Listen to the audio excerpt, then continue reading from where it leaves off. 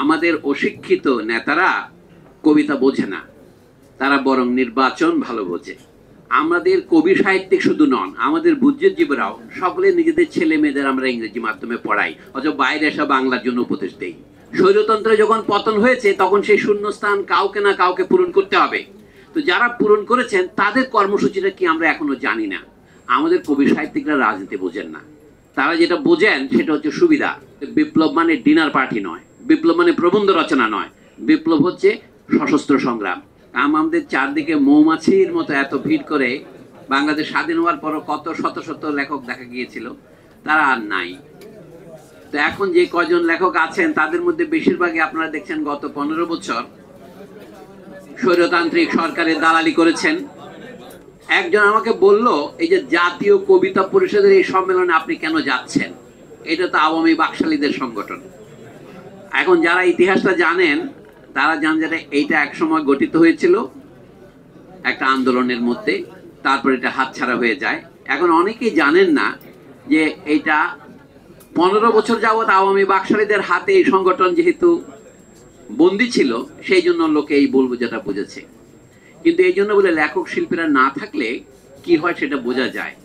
এখন রাজনীতিবিদদের সম্পর্কে বলি, কবি মোহন রায়হান সাহেব 70-এর দশকে কবিতা লিখেছিলেন, আমাদের অশিক্ষিত নেতারা কবিতা বোঝে না, তারা বরং নির্বাচন ভালো বোঝে। কিন্তু এখন সমস্যা হয়েছে, তারা এখন নির্বাচনও বোঝে না। দেশের নির্বাচনে কি যথেষ্ট? নির্বাচন যখন হয় না তখন আমরা জানি নির্বাচন দরকার, সেটা তো আমরা সাক্ষী আছি। কিন্তু নির্বাচন হয়ে আমাদের কি হয়েছে? নির্বাচন তো বহুবার হয়েছে।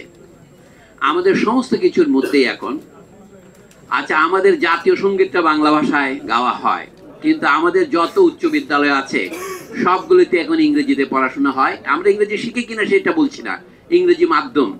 ইংরেজি মাধ্যমে হচ্ছে না, ইংলিশ ভার্সন। আমাদের কেজি 1, কেজি 2 এগুলো তো আপনারা ইংরেজিতে বাচ্চাদের পড়াচ্ছেন, এবং এটাকে আবার একই সাথে গণতন্ত্র বলছেন। আসলে কি তাই? দক্ষিণ আফ্রিকা একটা শব্দ চালু হয়েছিল, অ্যাপারথাইড। কালোরা এখানে বসতে পারবে না, এই বাসে শুধু সাদারা বসবে। আমাদের এখানেও কি তাই দাঁড়াচ্ছে না? শত লোক শিক্ষিত হচ্ছে আমাদের, কিন্তু আমাদের যারা ইংরেজি পড়ে এবং যারা ইংরেজি পড়তে পারে না।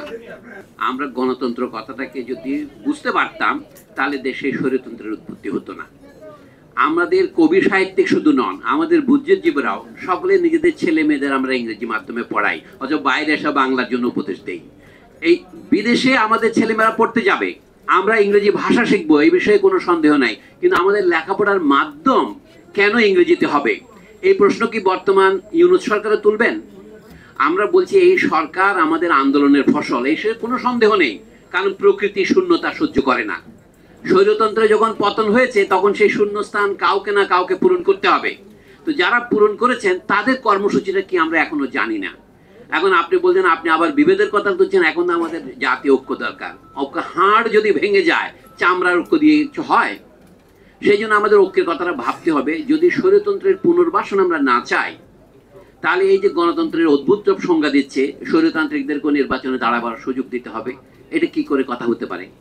আমরা শুনতেছি যারা গণহত্যার জন্য দায়ী, ইংরেজি যেটাকে ম্যাসাকার বলে, তাদের বিচার করার আগে তো তাদের নির্বাচনে আসতে দেওয়ার কোনো প্রশ্নই ওঠে না। এখন কবি সাহিত্যিকদের মধ্যে হয়তো রাজনীতির বোধ নাই। মোহন রায়হানের কথাকে উল্টা করেই বলি, আমাদের কবি সাহিত্যিকরা রাজনীতি বোঝেন না, তারা যেটা বোঝেন সেটা হচ্ছে সুবিধা।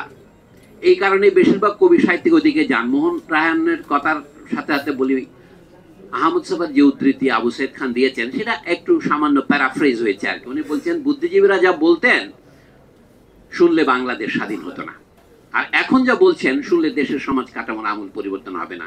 বুদ্ধিজীবীরা কি বলতেন পাকিস্তান আমলে?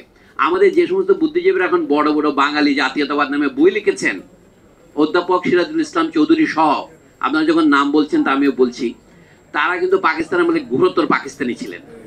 1971 সনেও তারা পাকিস্তানি ছিলেন, এবং তারা পাকিস্তানে 21শে ফেব্রুয়ারিতে গিয়ে বক্তৃতা দিয়ে আসছেন জাতীয় ঐক্য এবং সংহতির জন্য।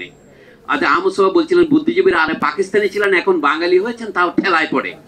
আমি শুধু এইটাই বলে আজকে একটা সাবধান বাণী উচ্চারণ করতে চাই। এখন 5 আগস্টের বৈপ্লবিক পরিবর্তনের পর নিঃসন্দেহে এটা বৈপ্লবিক পরিবর্তন, কিন্তু তার ফলাফলকে অপরে আত্মসাৎ করার জন্য এখন এতই তৎপর হয়ে উঠেছে, এর ফলাফল প্রায় বিফলে যাবে। এখন যে ঘটনা আমরা দুদিন দেখছি চট্টগ্রাম এবং অন্যান্য জায়গায়, মনে হচ্ছে কি দেশে একটা অশনি সংকেত চতুর্দিকে দেখা যাচ্ছে।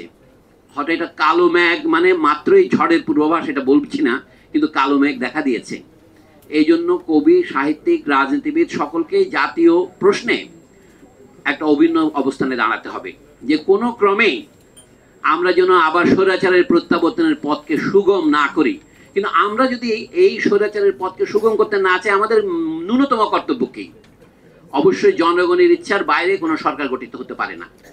জনগণের ইচ্ছা প্রকাশের মাধ্যম শুধু নির্বাচন নয়, এটা আমরা দেখেছি 5ই আগস্টে জনগণের ইচ্ছা প্রকাশের মাধ্যম জনগণের সম্মিলিত অভ্যুত্থান। সেটা মাঝে মাঝে সশস্ত্র হতে পারে। মা সত্যম কি বলেছিলেন? বলে বিপ্লব মানে ডিনার পার্টি নয়, বিপ্লব মানে প্রবন্ধ রচনা নয়, বিপ্লব হচ্ছে সশস্ত্র সংগ্রাম। সংগ্রাম সশস্ত্র হতে পারে, নিরস্ত্র হতে পারে। এবার আমরা জনগণের দিক থেকে আমরা নিরস্ত্র ছিলাম, কিন্তু যারা এই বিপ্লবকে দমন করতে চেয়েছেন তারা তো সশস্ত্র পন্থা এটা নিবারণ করতে চেয়েছে। আরো একটা ব্যাপারে আমাদের ভুল বোঝাবুঝির অবসান হওয়া দরকার।